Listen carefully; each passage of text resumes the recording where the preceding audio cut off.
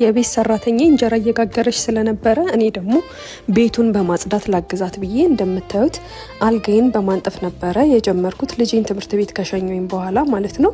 እስቲ ስለ ትዳር አንዳንድ ነገሮችን እናውራ።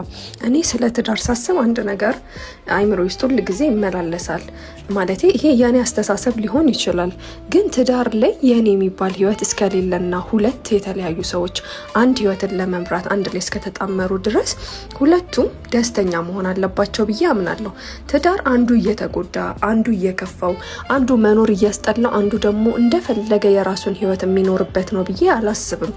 ምክንያቱም ሁለታችንም የራሳችንን የግል ህይወት ትተን መጣመሩ አንድ ላይ መሆኑና ህይወትን በጋራ መብራቱ ይሻለናል፣ ብዙ ነገርም ያቀልልናል ብለን እስከጀመርነው ድረስ ህይወት መክበድ የለበትም። ለአንዱ ደስተኛ ለአንዱ ደግሞ ሀዘን መሆን የለበትም ብዬ ነው የማስበው።